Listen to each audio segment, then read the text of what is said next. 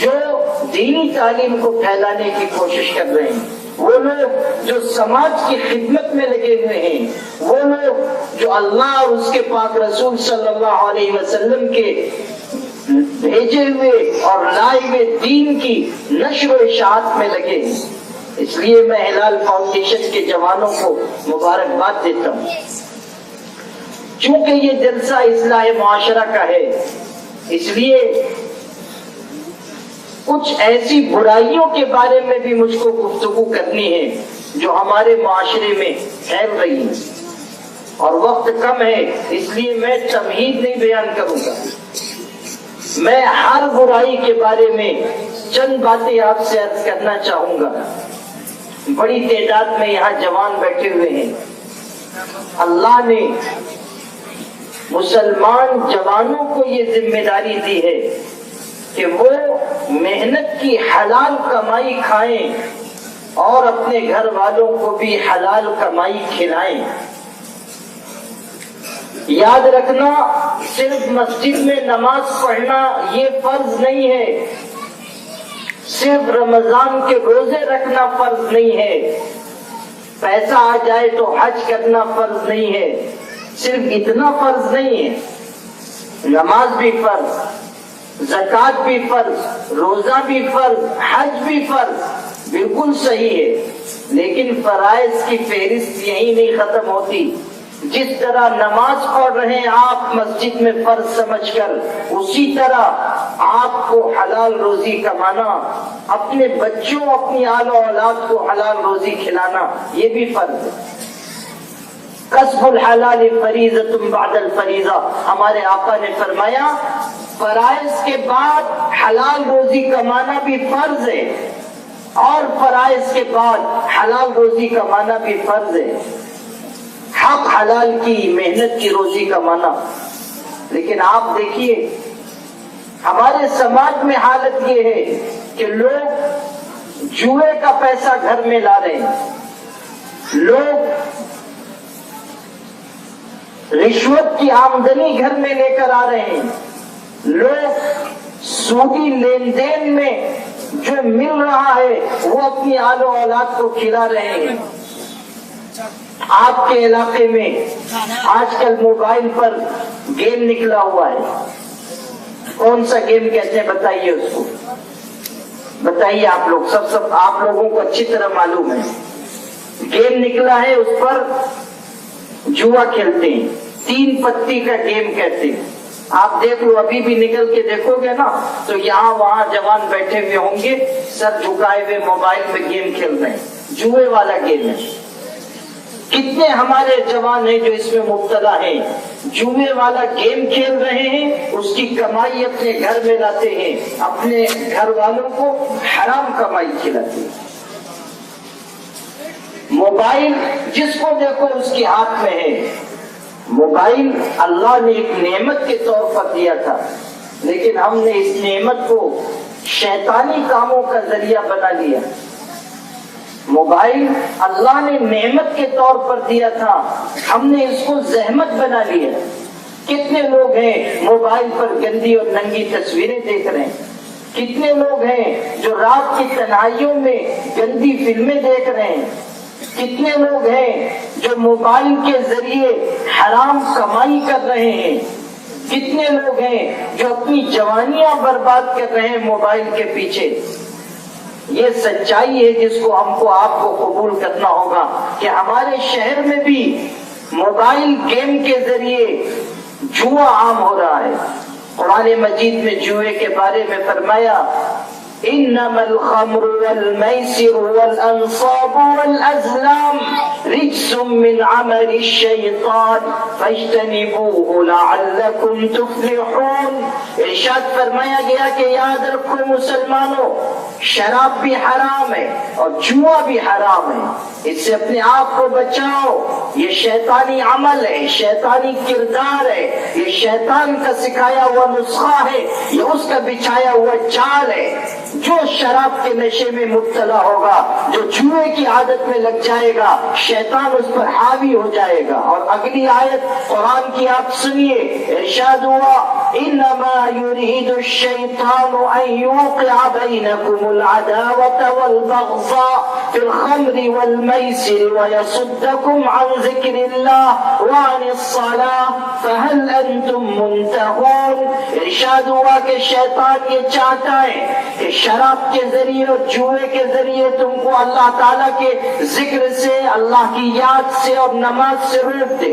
اور شیطان چاہتا ہے کہ شراب کے ذریعے اور جوئے کے ذریعے تمہارے دلوں میں عداوت پیدا کر دے, دشمنی پیدا کر دے, ایک دوسرے کی نفرت پیدا کر دے, تمہارے رگ و ریشے میں ایک دوسرے سے نفرت کا اور ایک دوسرے سے دشمنی کا بیج بو دے. اور تمہارے رگوں میں جس طرح خون دوڑ رہا ہے اسی طرح نفرت کا زہر ایک ایک مسلمان کی رگوں میں دوڑا دے. کس ذریعے سے؟ شراب کے ذریعے اور جوئے کے ذریعے, شراب کے ذریعے اور حرام مال کے ذریعے.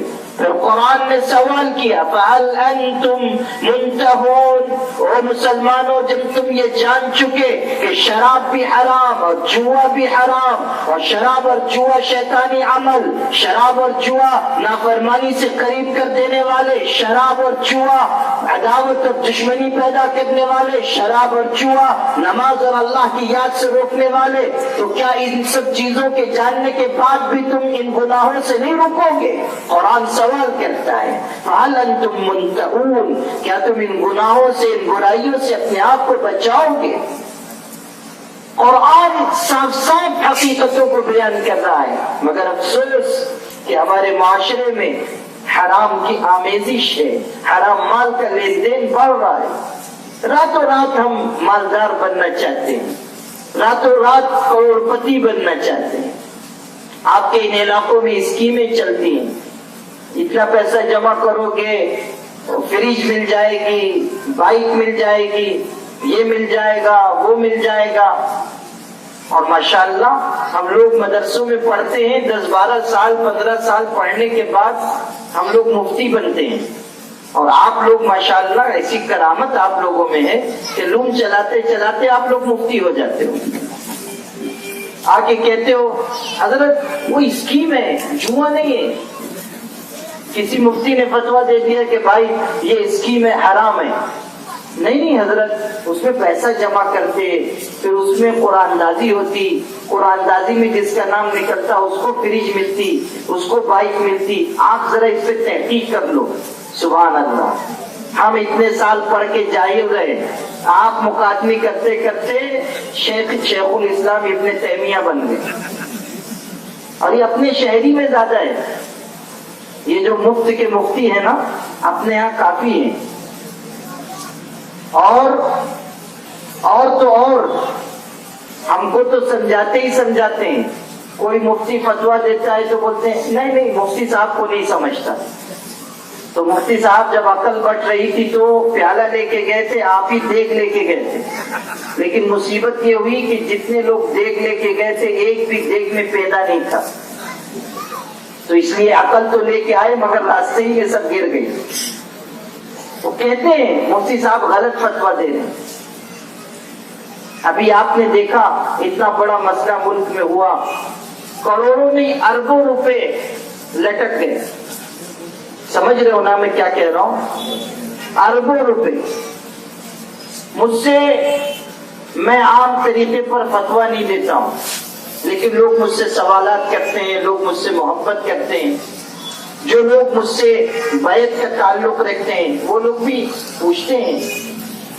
میں برسوں سے یہ بات کہتا تھا کہ ہیرا گولڈ میں پیسہ لگانا میں جائز نہیں سمجھتا ہوں. آپ اگر کسی کی رائے پر عمل کرتے ہیں آپ عمل کر سکتے ہیں, لیکن میری ذاتی رائے یہ ہے کہ ناجائز ہے. اگر آپ کو مجھ پر اعتماد ہے تو مت پیسہ لگائیے.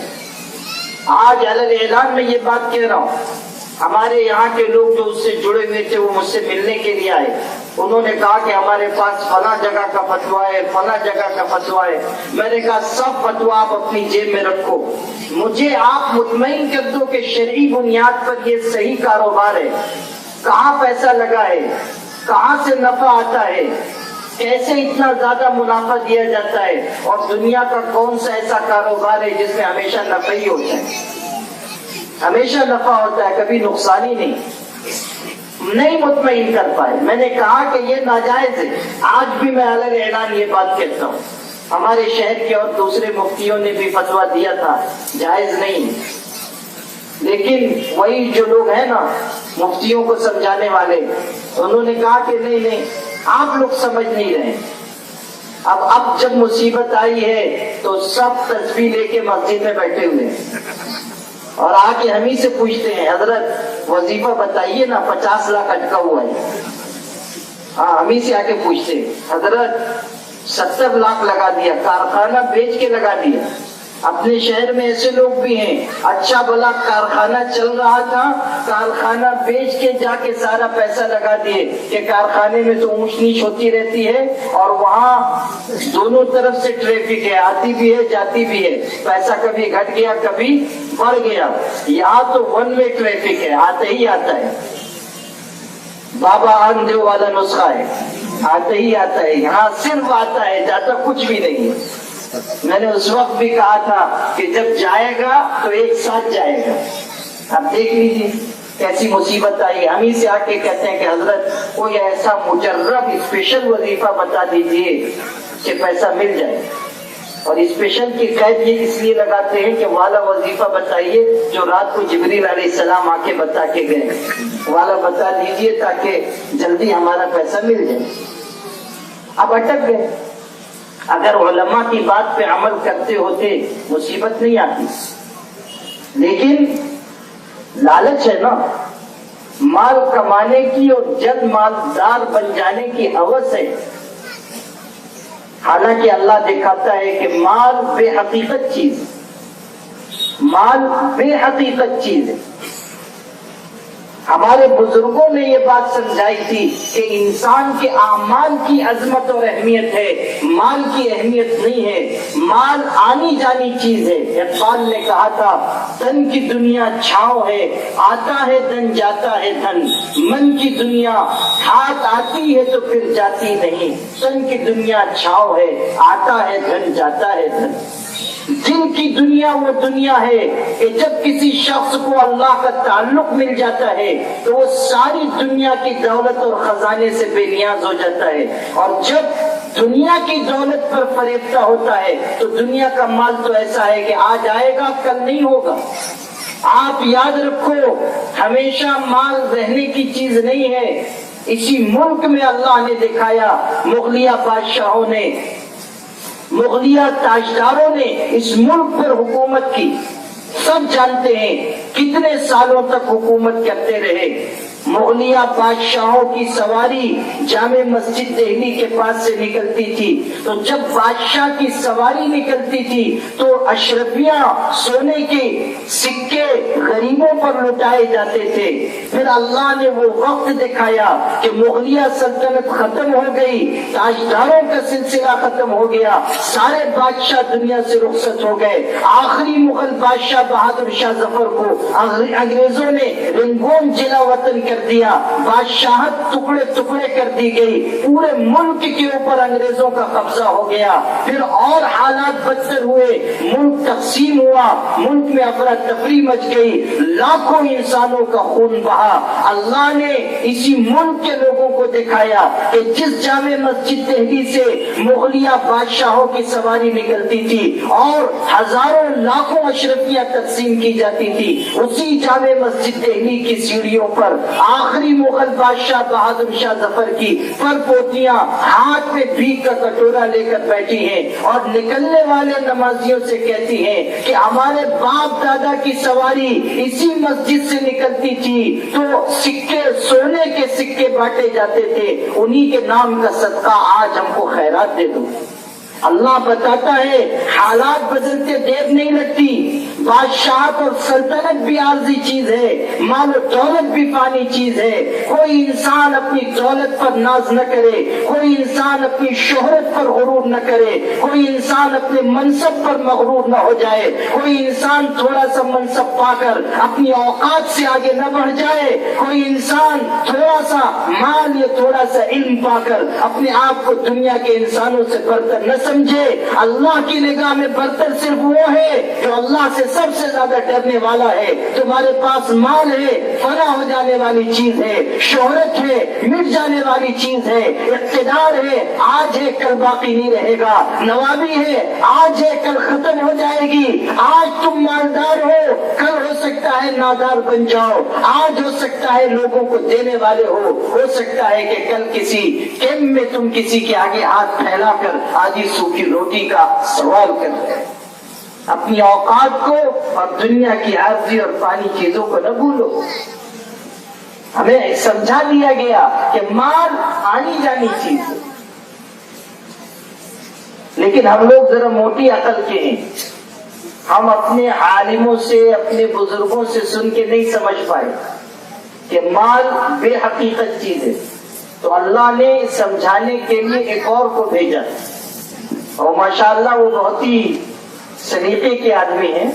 उन्होंने एक झटके में पूरे मुल्क को समझा दिया कि माल बेहैसियत चीज है। उन बुजुर्ग का नाम है हमारे हिंदुस्तान के प्राइम मिनिस्टर फजीलतुल शेख अल मोदी सल्लल्लाहु, जी हाँ, उनका नाम है। आप सब जानते हैं माशाअल्लाह, उनकी मन की बातें आप लोग सुनते रहते हैं और तकरीर करने में तो चैंपियन है माशाअल्लाह। तो उन्होंने क्या किया, उन्होंने पता नहीं रात को किसको ख्वाब में देखा, अगले दिन चले आए टीवी पर रात के 8 बजे 9 बजे, एक जेब में से उन्होंने 1000 का नोट निकाला, एक में से 500 का नोट निकाला और कह दिया कि आज से दोनों नोट बंद हो गया। नोट बंद कर दी गई। अब नोट बंद हो गई तो जो सब तिजोरी में रखे हुए थे 500 1000 की नोट, उनके तो हाथ पांव फूल गए। कहाँ ले जाएं, किधर रखें, किससे बदलवाएं। नोट रखी हुई है मगर उसकी हैसियत खत्म। और आज भी अगर किसी के पास पुरानी नोट हो और वो जाए चलाने के लिए और कहे दुकानदार से 1000 का नोट है भाई साहब, साल भर पहले तो आप इसको बहुत खुशी से कबूल करते थे, अब ले लीजिए, तो आपको ऊपर से नीचे तक देखेगा, उसके बाद कहेगा आप मेरी दुकान पे कहाँ चले आए, आपको तो आगरा के पागल खाने में जाना चाहिए, उधर तशरीफ ले जाइए। बता दिया उन्होंने कि माल की कोई हैसियत नहीं। लेकिन इसी माल के पीछे हम आप इतने दीवाने हैं कि हराम तरीके से आ रहा है, आने दो, नाजायज है आने दो, जुआ है आने दो, रिश्वत है आने दो, सूदी लेन देन है आने दो, सब हमारे यहाँ चला जा रहा है। और इस हराम माल का की नहूसत ये है कि हमारे बच्चे, हमारे जवान, हमारे लड़के, हमारे लड़कियां सरकश हो रहे हैं। और यहाँ तक मैं आपसे अर्ज करूं कि हमारे बच्चे और बच्चियां मुर्तद हो रहे हैं, काफिर हो रहे हैं, सिर्फ बेहया नहीं काफिर हो रहे हैं। आज मुझको हमारी रियासत के एक इलाके से फोन आया कि हमारे यहाँ इतनी लड़कियों ने गैर मुस्लिम लड़कों के साथ निकाह की दरखास्त डाली है, और हम गए फुला खानदान के पास, नाम बनाम बताया, फुला खानदान वाले जिनकी लड़की ने दरखास्त दाखिल की है गैर मुस्लिम के साथ निकाह के लिए, हम गए तो वहां जाकर ये मालूम हुआ कि दरखास्त तो इन्होंने आज डाली है, वो लड़की 1 साल से उस गैर मुस्लिम के साथ रह रही है जिससे अब शादी की दरखास्त उसने डाली है। और इजाफा सुन लीजिए कि उस मोहतरमा की माँ 1 साल से उसी के साथ रह रही है, अपनी बेटी, और उस नाजायज और हराम कार इंसान के साथ जिसके साथ न उसकी लड़की का निकाह हुआ न शादी हुई, और वो मजहब कभी दूसरा इंसान है। और अब जाकर कोर्ट मैरिज की दरखास्त दी गई है कि हम शादीशुदा जिंदगी गुजारना चाहते हैं। ये हमारे मुसलमान खानदान का हाल है। हराम माल की नहूसत हमें कहां पहुंचा रही है। ارتداد پھیل رہا ہے ہمارے معاشرے میں، ہم آپ بے خبر ہیں، ہم آپ ہاتھ پر ہاتھ رکھ کے بیٹھے ہوئے ہیں۔ پورے ملک کے مختلف حصوں میں ایک بیداری آئی ہے کہ ہماری بچیوں کو، ہماری لڑکیوں کو، مسلمان بچیوں کو، مسلمان بہنوں کو ارتداد سے بچایا جائے۔ لیکن افسوس ہے مالیگاؤں کے مسلمانوں پر کہ ہم آپ اب بھی اطمینان کے ساتھ بیٹھے ہوئے ہیں۔ ہمارے اندر بے حسی اتنی بڑھ چکی ہے کہ ہم دین و ایمان کے معاملے میں بھی، کفر و اسلام کے مسئلے میں بھی آگے بڑھنے کے لیے تیار نہیں۔ مشاعرہ کہہ دیجئے تو ہم خوب بڑا مشاعرہ کروائیں گے، اور سیٹھ صاحب سے بھی جا کے کہیے کہ مدرسہ میراث النبی میں ذرا بچوں کے لیے کتاب کی ضرورت ہے، بیاض کی ضرورت ہے، قرآن مجید کی ضرورت ہے، تو بیچارے اتنے حالات سنائیں گے کاروبار کی مندی کے، پریشانی کے، مصیبت کے، کہ بیچارہ جانے والا بھی سوچے گا کہ کاش مدرسے میں کچھ زکوٰۃ ہوتی تو انہیں کو دے دیتے۔ اور جب مشاعرہ کرانے والا جائے گا تو سیٹھ صاحب کہیں گے ہاں ہمارا بینر پہ ذرا بڑا فوٹو لگا دینا اور 50,000 لے جانا، ہاں تصویر ذرا بڑی ہو، صاف ستھری ہو۔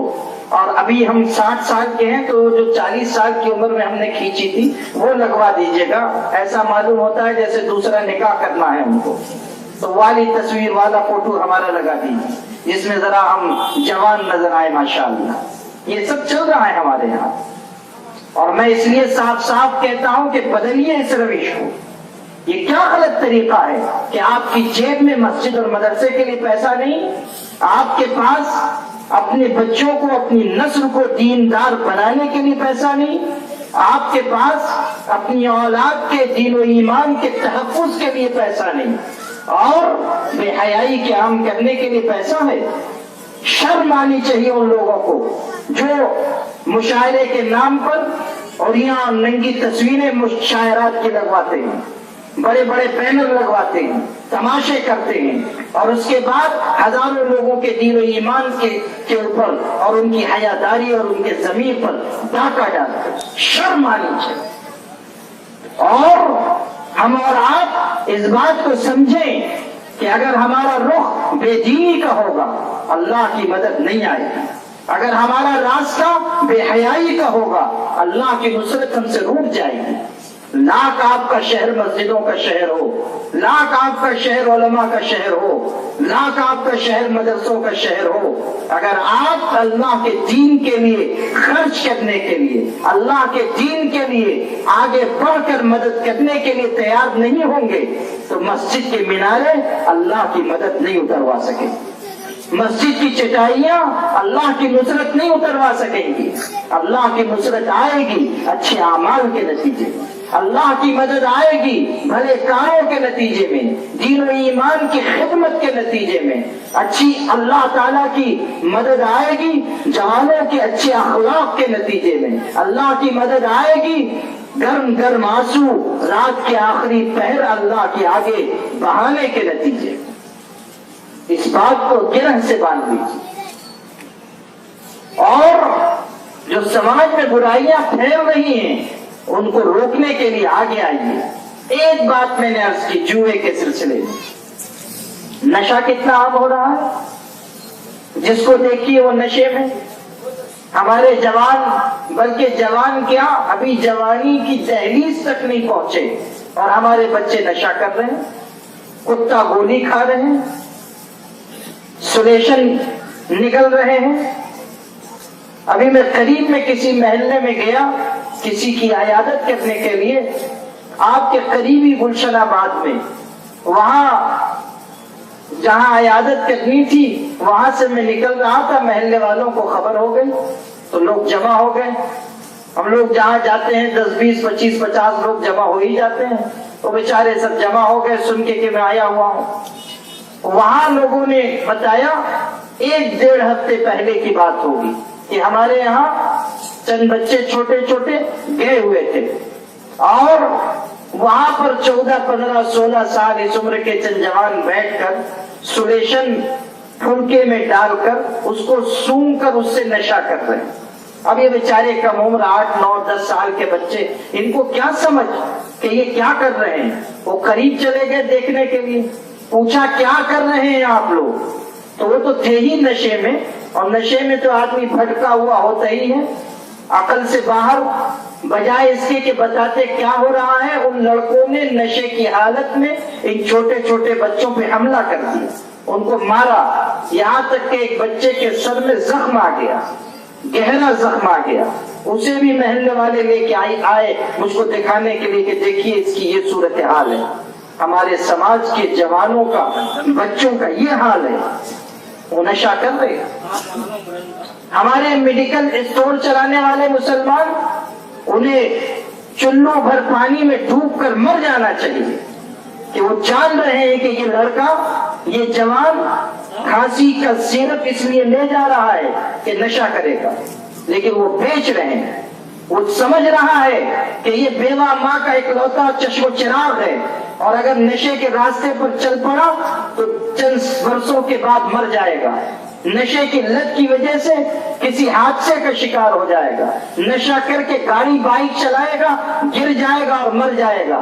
یہ سب جان رہا ہے, اس کے باوجود پیسے کی ہوس اتنی ہے کہ وہ اپنی دکان سے جوانوں کو اور بچوں کو نشے کے لیے دوائیں بیچ رہا ہے, صرف اس لیے کہ اس کی تجوری بھرے, چاہے کسی بیوہ کے گھر کا چراغ گل ہو جائے, چاہے کوئی جوان مر جائے, چاہے کوئی بچہ اپنی طبعی عمر تک پہنچنے سے پہلے دم توڑ دے.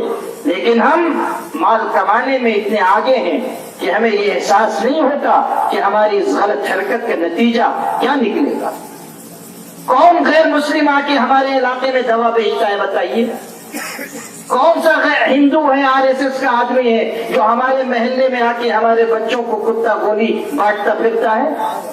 کون BJP کے لوگ ہیں, کون سنگ پریوار کے لوگ ہیں جو آ کے اس مالیگاؤں کی کثیر مسلم آبادی میں, گنجان آبادی میں گھوم پھر کر ہمارے بچوں کو نشے کا عادی بنا رہے ہیں؟ جواب دیجیے, پوچھیے اپنے ضمیر سے. دشمنوں کو دوش دینا, دشمنوں کے بارے میں غلط سلط باتیں کہنا, دشمنوں کی سازشوں کے اوپر سارا الزام رکھ دینا, دشمنوں کے سر پر ہانڈی پھوڑ دینا, یہ بہت آسان کام ہے.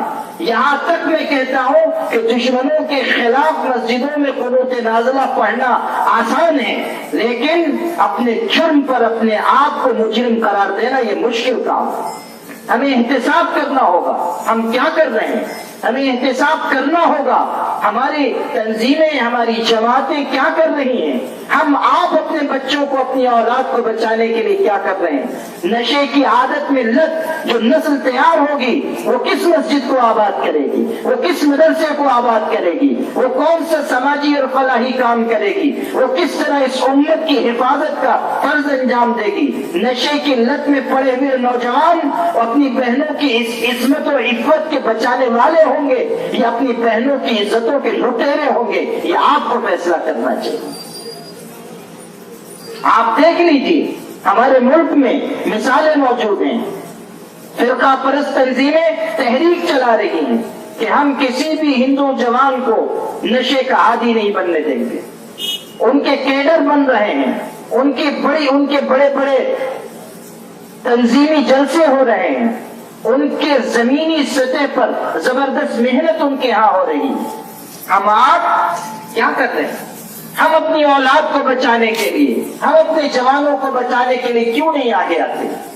آج حالت یہ ہے کہ آپ گلی سے گزر رہے ہیں, آپ دیکھتے ہیں کہ چند مسلمان بچے کتا گولی کھا رہے ہیں, نشہ کر رہے ہیں, آپ نظر جھکا کے گزر گئے. آپ کے دل میں یہ درد نہیں پیدا ہوا کہ میں قریب جاؤں اور اپنے ان بچوں کو سمجھاؤں, اگر ان کی رگوں میں میرا خون نہیں دوڑ رہا ہے تو میرے کسی مسلمان بھائی کا خون دوڑ رہا ہے. یہ بھی کلمہ گو مسلمان ہیں. میں جاؤں اور ان کو سمجھاؤں کہ بیٹے یہ راستہ تباہی کا ہے, میں ہمدردی سے سمجھاؤں, میں ڈانٹ کر سمجھاؤں, میں افہام و تفہیم کے ذریعے کوشش کروں, لے جاؤں ان کے ماں باپ تک کہ آپ کی اولاد غلط راستے پہ جا رہی ہے. کون کرتا ہے ہمارے سماج میں یہ کام؟ میں اپنے جوانوں سے پوچھنا چاہتا ہوں, کبھی آپ کے دل میں یہ احساس ہوا کہ یہ بھی کرنے کا کام ہے؟ یہ بھی ہمیں کرنا چاہیے. سارا کام ہم نے چھوڑ دیا مولویوں کے ذمہ. نماز بھی آپ پڑھائیے, اذان بھی آپ دیجیے, بیمار ہو جائے تو دم بھی کیجیے, دم نہ نکل رہا ہو تو سورہ یاسین بھی پڑھ دیجیے.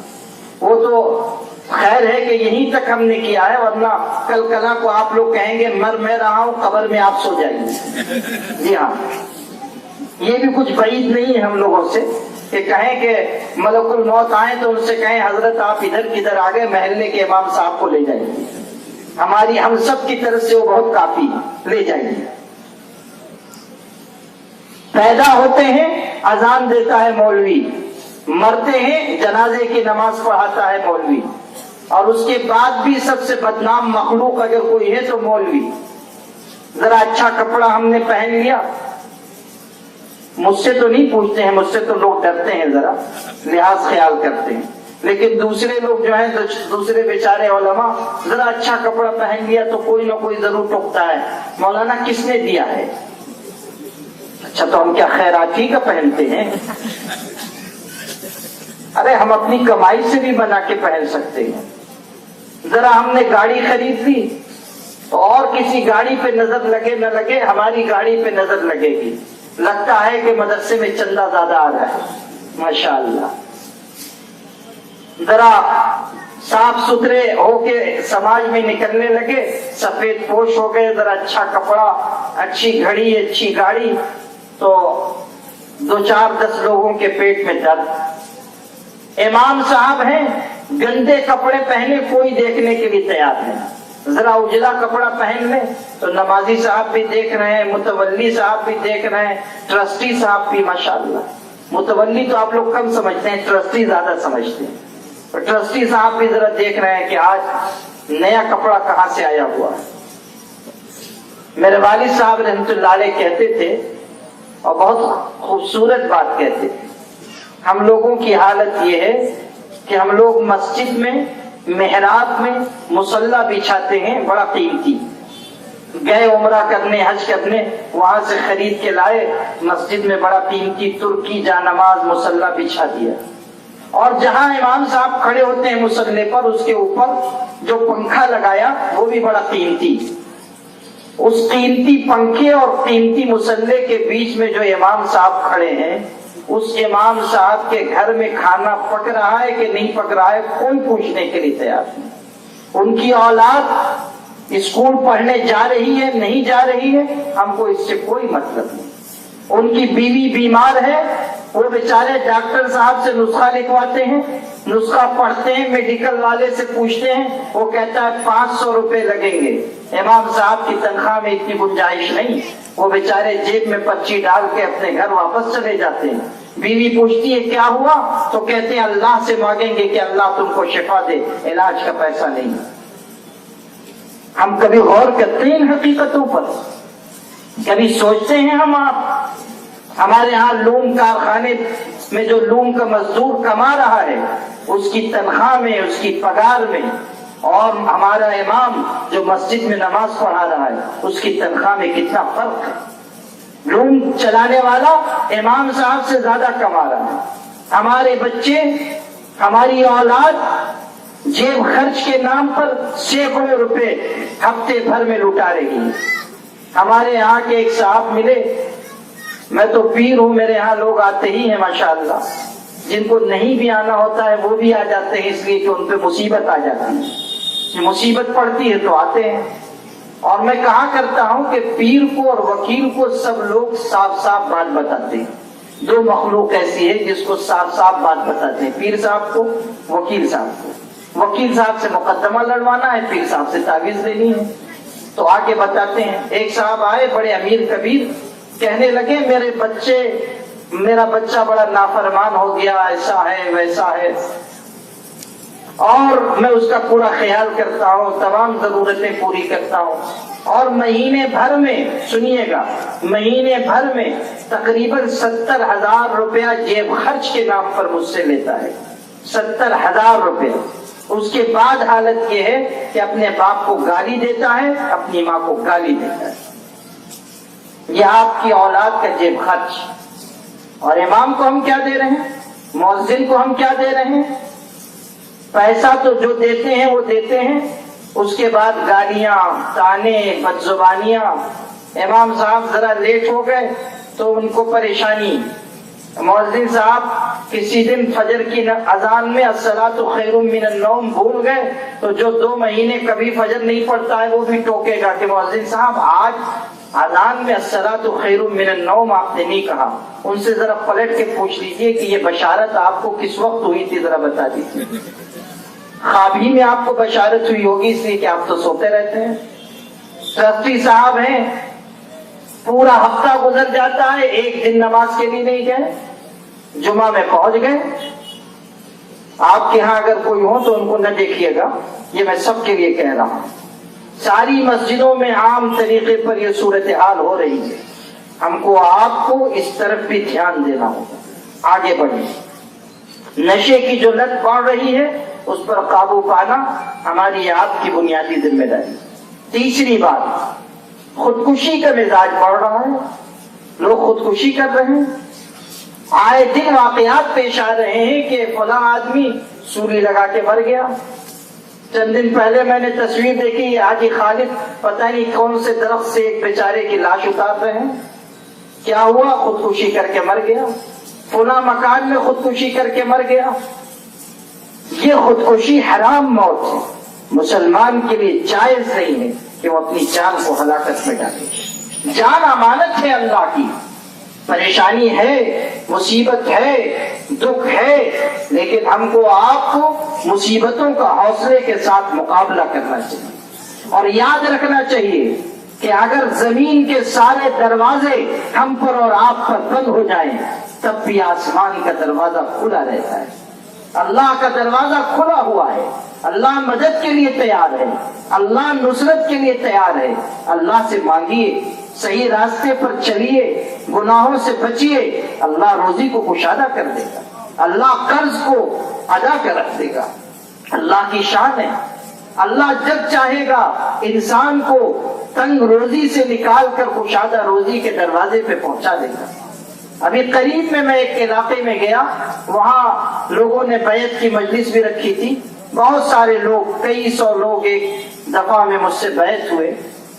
بیعت کرنے کے بعد قیام گاہ پہ میں آیا ہوا تھا تو جو لوگ مرید ہوئے تھے وہ آئے ملنے کے لیے. ان میں سے ایک صاحب حافظ تھے، انہوں نے بھی مصافحہ کیا، کہا آپ کے ہاتھ پہ بیعت ہوا ہوں، مرید ہوا ہوں اور میں حافظ قرآن ہوں. میں نے کہا ماشاءاللہ، آپ نے جو ذکر بتایا ہے وہ کروں گا. میں نے کہا بہت اچھا. کہنے لگے میں ایک بات آپ کو سنانا چاہتا ہوں. میں نے کہا ضرور سنائیے. کہنے لگے میں حافظ ہوں، یوپی کا رہنے والا ہوں. اس علاقے میں اتنے برس پہلے آیا تھا، بہت غریب تھا. ایک مسجد میں، ایک چھوٹی سی مسجد کی امامت کرتا تھا. 10 سال امامت کی ہے، 300 روپے تنخواہ ملتی. سنیے گا دھیان سے، 300 روپے تنخواہ مسجد میں امامت، 10 سال امامت کی ہے. اور صبر و شکر سے وقت کاٹا. پھر اللہ نے میرے حالات بدلے، میں نے چھوٹا موٹا کاروبار شروع کیا. اللہ نے برکت عطا کی اور برکت عطا کی. آج میں بلڈر ہوں، بلڈنگیں بناتا ہوں، زمینیں خریدتا ہوں. جو بات انہوں نے کہی وہ سنیے. میں آیا تھا اس شہر میں اتنے برس پہلے، میری تنخواہ 300 روپے تھی. اور ابھی آج کی پوزیشن یہ ہے کہ میں بلڈنگ بنا رہا ہوں، بلڈنگ بنا چکا ہوں جو 2 کروڑ روپے میں بنی ہے. اب اس کو میں فروخت کرنے والا ہوں. اللہ نے مجھے کشادگی عطا کی. کہنے لگے اللہ کی مدد کا یہ واقعہ میں آپ کو سنانا چاہتا ہوں. آپ سوچئے کہ اللہ جب چاہتا ہے کسی انسان کو فرش سے اٹھا کر عرش پر پہنچا دیتا ہے. آج آپ کے حالات خراب ہو سکتے ہیں، کل اللہ آپ کی مدد کرے گا. آپ اگر صحیح راستے پر چلیں گے، ایمانداری کے ساتھ کاروبار کریں گے، دیانت کے ساتھ کاروبار کریں گے، اللہ کی نصرت اترے گی، ضرور اترے گی. اس لیے پریشان ہو کر خودکشی کرنا صحیح نہیں ہے. دنیا کے دوسرے انسان اگر اس راستے پر جاتے ہیں جا سکتے ہیں، لیکن ہم آپ اللہ پر یقین رکھنے والے، ہمیں اللہ تعالیٰ کی مدد پر اعتماد ہونا چاہیے.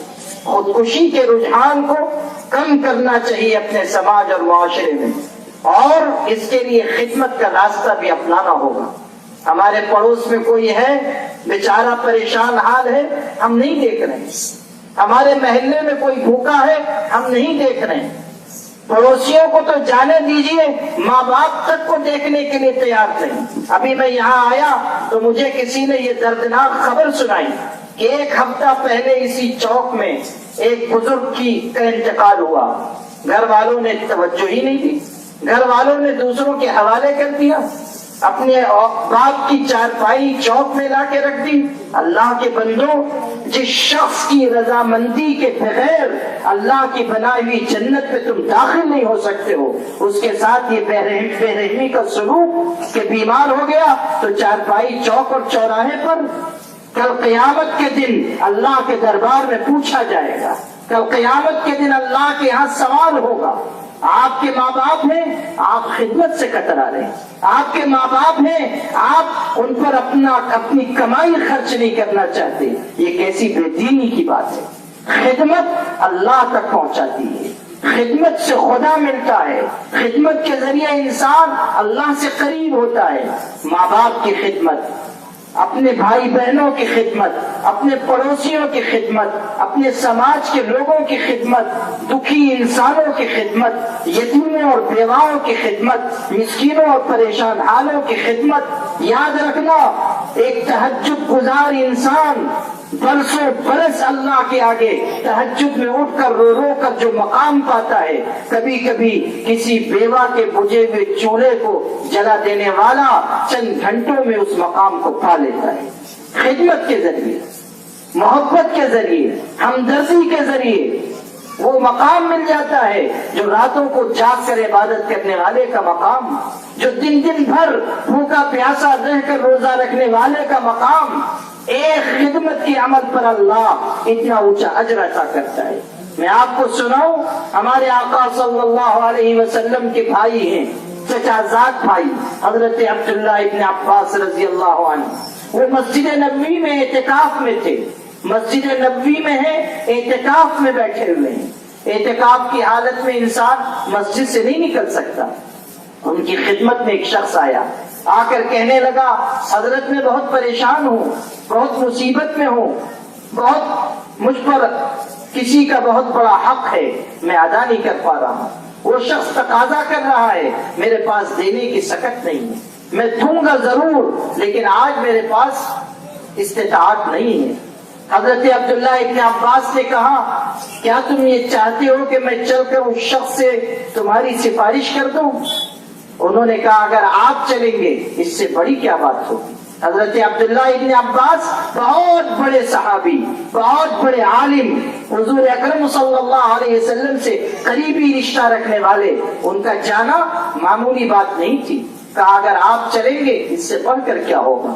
حضرت عبداللہ ابن عباس اسی وقت اٹھے، اپنا جوتا اٹھایا، مسجد سے نکلنے لگے تو اس شخص نے ٹوکا، اس مجبور پریشان حال شخص نے ٹوکا، کہا نسیت الذی کنت فیہ، حضرت آپ اعتکاف بھول گئے، آپ اعتکاف میں ہیں، ابھی نکل جائیں گے اعتکاف آپ کا ٹوٹ جائے گا۔ تو ہمارے آقا صلی اللہ علیہ وسلم کے تربیت یافتہ اس شخص نے کیا جواب دیا؟ اللہ اکبر۔ مسجد نبوی میں کھڑے ہوئے ہیں، مسجد نبوی میں ہمارے آقا آرام کر رہے ہیں، آپ کا روضہ شریفہ وہی ہے۔ مسجد نبوی میں کھڑے ہو کر حضرت عبداللہ ابن عباس نے حضرت صلی اللہ علیہ وسلم کے روضے کی طرف اشارہ کیا اور کہا کہ سنو، میں نے اس قبر والے سے سنا تھا والعہد بہ قریب، اور ابھی زمانہ زیادہ نہیں گزرا۔ یہ کہتے ہوئے ان کی آنکھوں سے آنسو بہنے لگے، آقا کی یاد آ گئی، آقا کا دور یاد آ گیا، آقا کی حدیث یاد آ گئی۔ حضرت عبداللہ ابن عباس آقا صلی اللہ علیہ وسلم پر جان چھڑکنے والے تھے، ان سے محبت کرنے والے تھے، آقا کے قبر کی طرف اشارہ کرتے ہیں اور کہتے ہیں کہ میں نے اس قبر والے سے سنا تھا اور ابھی زمانہ زیادہ نہیں گزرا۔ ہمارے آقا ارشاد فرما رہے تھے کہ جو شخص اپنے مسلمان بھائی کی ضرورت پوری کرنے کے لیے چلے پھرے گا، اللہ تعالیٰ اس کو 10 سال کے اعتکاف سے زیادہ ثواب عطا کرے گا۔ مجھ کو وہ حدیث یاد ہے، آقا فرما رہے ہیں جو اپنے بھائی کی ضرورت پوری کرنے کے لیے، خدمت کے لیے، کسی مسلمان بھائی کی ہمدردی پریشانی میں کسی مسلمان بھائی کی پریشانی کو دور کرنے کے لیے اپنے قدم آگے بڑھائے گا، اللہ اس کو 10 سال کے اعتکاف سے زیادہ اجر عطا کرے گا۔ اور اعتکاف معمولی عبادت نہیں ہے مسلمانوں، ہمارے آقا نے اعتکاف کا بھی اجر بیان فرمایا، من اعتکف یوما ابتغاء مرضات اللہ جعل اللہ بینہ وبین النار 3 خنادق ابعد مما بین الخافقین، کہ جو ایک دن کا اعتکاف اللہ کی رضا کے لیے کرے گا، اللہ اس کے اور دوزخ کے درمیان 3 خندقیں آر کر دے گا، جن میں سے ہر خندق آسمان و زمین کے فاصلے سے بڑھ کر ہے۔ جب ایک دن کے اعتکاف کا یہ ثواب ہے کہ انسان اور جہنم کے درمیان 3 خندقیں آر کر دی جائیں گی، جن میں سے ہر ایک کا فاصلہ آسمان و زمین سے بڑھ کر ہے، تو تصور کرو 10 سال کے اعتکاف کا کتنا ثواب ہوگا۔ اور اس کے بعد پھر یہ ارشاد سنو کہ جو شخص اپنے مسلمان بھائی کی خدمت کے لیے چلے پھرے گا اور کوشش کرے گا، اللہ اس کو 10 سال کے اعتکاف سے زیادہ ثواب عطا کرے گا۔ یہ ہے خدمت، یہ ہے خدمت کرنے والے کا اونچا مقام۔ اس پر عمل کرنے کی کوشش کرو۔ خودکشی جو لوگ کر رہے ہیں وہ حالات سے مجبور ہو کر کرتے ہیں، ہم آپ توجہ نہیں دیتے، ہماری جیب بھرتی جائے، ہماری تجوری بھرتی جائے، ہماری دکان اچھی چلے، ہماری تجارت عمدہ، اور بس یاد رکھنا مسلمان صرف اپنے لیے نہیں جیتا، مسلمان اپنے بھائیوں کے لیے جیتا ہے۔ قرآن نے صاف کہا یؤثرون علی انفسہم ولو کان بہم خصاصہ، کہ مسلمانوں کی شان تو یہ ہے کہ خود ان کے پیٹ بھوکے ہیں اور وہ دوسروں کو کھلاتے ہیں، ان کے تن پر لباس نہیں اور وہ دوسروں کو کپڑے پہناتے ہیں۔ مسلمان کی شان یہ ہے کہ وہ خود آدھی روٹی کم کھائیں مگر اپنے پڑوسی کو بھوکا نہ سونے دیں۔ ہمارے آقا صلی اللہ علیہ وسلم نے ارشاد فرمایا کہ آسمانوں سے اتر اتر کر جبریل آتے رہے آتے رہے آتے رہے اور پڑوسی کے ساتھ اچھے سلوک کی وصیت کرتے رہے، یہاں تک کہ مجھ کو یہ خیال ہوا حتی ظننت انہ سیورثہ،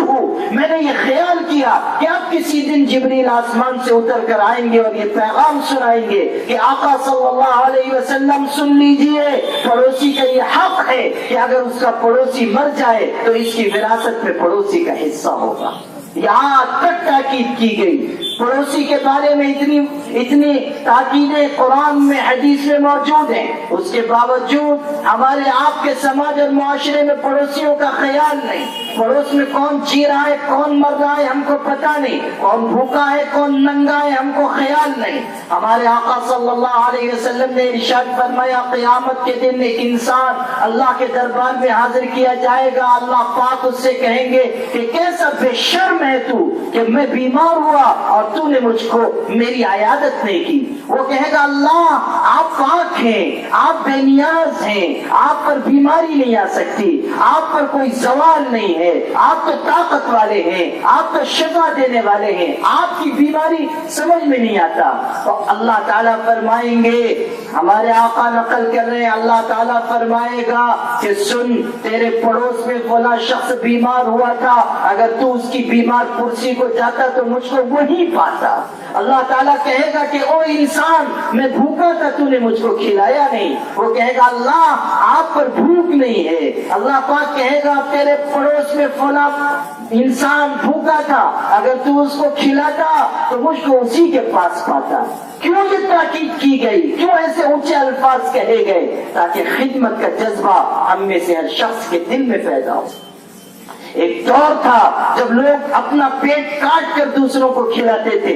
ہمارے بزرگوں میں حضرت مولانا مظفر حسین قادھیلوی بہت بڑے اللہ والے گزرے ہیں، وہ ہمیشہ سفر کرتے تھے، بہت متقی انسان تھے، اللہ کے ہاں ان کا بہت اونچا مقام تھا۔ خود بیان کرتے ہیں کہ ایک دفعہ سفر کرتے کرتے ایک گاؤں میں پہنچا، چھوٹا سا دیہات تھا، شام ہو رہی تھی، میں نے سوچا یہیں قیام کر لوں، اگلی صبح آگے بڑھ جاؤں گا۔ کہتے ہیں مسجد میں چلا گیا، عصر میں کوئی مسجد میں نہیں آیا، میں نے اکیلے نماز پڑھی، مغرب کے وقت بھی میں نے تنہا نماز پڑھی، پھر مغرب کے بعد کچھ لوگ کھیتوں سے کام کر کے آئے، انہوں نے تنہا اپنی نماز پڑھی، سب چلے گئے، کسی نے مجھ کو دیکھا بھی نہیں، کسی نے پوچھا بھی نہیں کہ بھوکے ہو مسافر ہو، کسی نے کوئی بات نہیں پوچھی۔ کہتے ہیں کہ تھوڑی دیر کے بعد ایک غریب انسان آیا، شکل سے مفلس معلوم ہوتا تھا، مزدور لگتا تھا، اس نے بھی نماز پڑھی۔ نماز پڑھنے کے بعد میرے قریب آیا، مجھ کو سلام، کہا آپ مسافر ہیں؟ میں نے کہا ہاں۔ آپ نے کھانا کھایا؟ میں نے کہا نہیں، میرے پاس کھانے کا کوئی انتظام نہیں۔ کہنے لگا اچھا آپ رکے رہیں۔ اس کے بعد اپنے گھر گیا، گھر جا کر ایک کپڑے میں 3 روکھی روٹیاں لے کر آیا۔ روٹی کے ساتھ نہ دال تھی، نہ سالن تھا، نہ کوئی چٹنی تھی، کچھ بھی نہیں، صرف روکھی 3 روٹیاں لا کر اس نے میرے سامنے رکھ دی اور کہا کہ یہ کھا لیجیے، اور واپس لوٹ کر چلا گیا۔ ایک جملہ بھی اس نے نہیں کہا۔ مولانا مظفر حسین اتنا بڑا عالم، اتنا متقی انسان، وہ کہتے ہیں مجھے حیرت ہوئی کہ روکھی روٹیاں لے کر آ گیا، لیکن میں نے اللہ کا دیا ہوا رزق سمجھ کر انہی روٹیوں کو کھا لیا، مسجد کے مٹکے سے پانی پی لیا اور عشاء کی نماز پڑھ کر سونے کی کوشش کی۔ اور جیسے ہی میں نے وہ روٹیاں کھائی، ایک نور ظاہر ہوا، ایک عجیب برکت ظاہر ہوئی۔ میں حیران رہ گیا کہ یہ کیا برکت ہے، یہ کیسی روحانیت ہے۔ اور عشاء کی نماز پڑھ کر جو اس گاؤں کی مسجد میں سویا تو تہجد کے وقت مجھ کو آقا صلی اللہ علیہ وسلم کی خواب میں زیارت نصیب ہوئی۔ میرا دل خوشی سے باغ باغ ہو گیا کہ ہمارے آقا خواب میں تشریف لائے ہیں، ان کے رخ انور کو دیکھنا مجھ کو نصیب ہو گیا۔ جن لوگوں کو اللہ کے پاک رسول سے محبت ہے وہ سمجھ سکتے ہیں کہ یہ کتنی بڑی نعمت ہے کہ ایک امتی خواب میں اپنے آقا کا دیدار کرے، ان کے حسن و جمال کو دیکھے، ان کے مبارک چمکتے دمکتے چہرے کو دیکھے۔ اللہ پاک ہم سب کو یہ نعمت عطا فرمائے۔ ہم سب کے دل میں یہ تمنا ہونی چاہیے، ہمارے لبوں پر یہ دعا ہونی چاہیے۔ مولانا مظفر حسین کہتے ہیں اس رات خواب میں زیارت ہوئی، میرا دل خوشی سے باغ باغ ہو گیا، تہجد سے عبادت میں لگ گیا، فجر کی نماز بھی وہی پڑھی۔ پھر میرے ذہن میں یہ بات اللہ نے ڈالی کہ اس غریب انسان کی روٹیوں میں کوئی برکت ہے جس کی وجہ سے اللہ نے مجھ کو یہ کیفیت عطا کی ہے، یہ زیارت عطا کی ہے، اس لیے مجھ کو ایک دن اور رک جانا چاہیے۔ میں رک کر پھر اس غریب کی روٹی کھاؤں گا تاکہ پھر خواب میں آقا کی زیارت ہو۔ کہتے ہیں پورا دن مسجد میں پڑا رہا، کوئی مسجد میں نہیں آیا، سب لوگ کھیتوں میں کام کے لیے چلے گئے تھے۔ پھر شام کے وقت مغرب میں لوگ آئے، پھر وہ غریب آیا، اس نے مجھ کو دیکھا، حیرت سے دیکھا، اپنے گھر گیا، پھر کپڑے میں روٹی لا کر رکھی، لیکن آج 3 روٹیاں نہیں تھی، صرف 2 روٹی تھی۔ میں نے ان روٹیوں کو کھایا، پھر برکت ظاہر ہوئی۔ اس رات پھر خواب میں زیارت ہوئی۔ تیسرے دن میں پھر رک گیا، مغرب کے بعد وہ شخص آیا، اس نے مجھ کو دیکھا، اپنے گھر گیا، اب کی صرف 1 روٹی لا کر دی، اور جب واپس جانے لگا ہر دن کچھ نہیں کہتا تھا، لیکن آج جب جانے لگا تو مجھ سے اس نے کہا کہ حضرت آپ کو اللہ کا واسطہ کل آپ اس مسجد میں مت رکیے گا، آگے سفر پر چلے جائیے گا، آپ کو اللہ کا واسطہ کل آپ اس مسجد میں قیام مت کیجیے گا۔ تو اس نے اتنے درد سے کہا کہ میں پریشان ہو گیا۔ میں نے کہا کہ مجھے تو پہلے ہی دن چلے جانا تھا، لیکن میں نے تمہاری روٹیاں کھائی، انہیں بڑی برکت ظاہر ہوئی، اسی کے کھانے کے اشتیاق میں رک گیا۔ جب تمہاری دی ہوئی روٹی کھاتا ہوں اللہ کے پاک رسول کی خواب میں زیارت ہوتی ہے، اور تم یہ جو مجھ سے کہہ رہے ہو کہ کل آگے چلے جانا تو اس کا راز بتا دو۔ تو اس شخص نے کہا کہ نہیں، میں آپ سے بتانا نہیں چاہتا، بس آپ کل چلے جائیے گا۔ انہوں نے کہا تم کو محمد الرسول اللہ کا واسطہ تم کو بتانا ہوگا کہ اس میں کیا راز ہے۔ تو اس شخص کی آنکھ میں آنسو آ گئے۔ اس نے کہا میں غریب مزدور شخص ہوں، صبح فجر سے پہلے اٹھ کر جنگل جاتا ہوں، نماز وہی پڑھتا ہوں، دن بھر لکڑیاں کاٹتا ہوں، میرے ہاتھ میں چھالے پڑ جاتے ہیں، شام تک محنت مزدوری کرتا ہوں، لکڑیوں کا گٹھر بنا کر لاتا ہوں، بازار میں بیچتا ہوں، اس سے اتنا ہی پیسہ مجھ کو ملتا ہے کہ جس سے آٹا لے کر 3 روٹیاں بنتی ہیں۔ میں ہوں، میری بیوی ہے اور میرا ایک بیٹا ہے، ہم لوگ روزانہ دن بھر میں صرف 1 روٹی کھا کر گزر بسر کرتے ہیں۔ میں کسی کے آگے ہاتھ نہیں پھیلاتا، کسی کو اپنی حالت نہیں بتاتا۔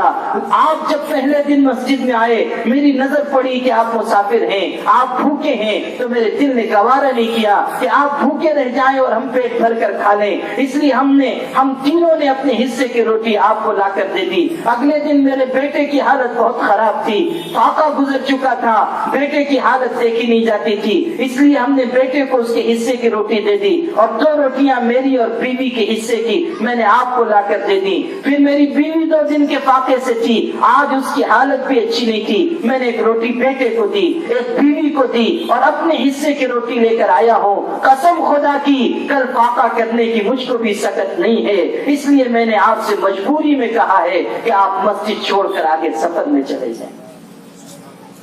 یہ ہے ایثار مسلمانوں, یہ ہے قربانی, یہ ہے جذبہ کہ ایک مزدور لکڑہارا دن بھر محنت کرتا ہے, مزدوری کرتا ہے, ہاتھ میں چھالے پڑ جاتے ہیں, 3 روٹیاں ملتی ہیں اور وہ بھی مسافر کو کھلا دینے کا جذبہ ہے. کیوں نہ ہوتی اس کی روٹی میں یہ تاثیر کہ مولانا مظفر حسین جیسا شخص جب انہوں نے یہ سنا تو ساروں قطار رو پڑے, آنکھوں سے آنسو بہ پڑے اور انہوں نے کہا کہ وہ شخص تیری روٹیوں میں کیوں نہ برکت ہو کہ جب تو اتنی محنت سے کماتا ہے, حق حلال کی روزی کماتا ہے اور تیرے اندر ایثار کا یہ جذبہ ہے, تبھی تو تیری روٹیوں میں یہ تاثیر ہے کہ جب تیری روٹی پیٹ میں جاتی ہے آنکھوں میں محمد مصطفیٰ کے جلوے نظر آتے ہیں. یہ ہے وہ چیز جو آپ سے عرض کرنا چاہتا ہوں. خدمت کا مزاج بناؤ مسلمانوں.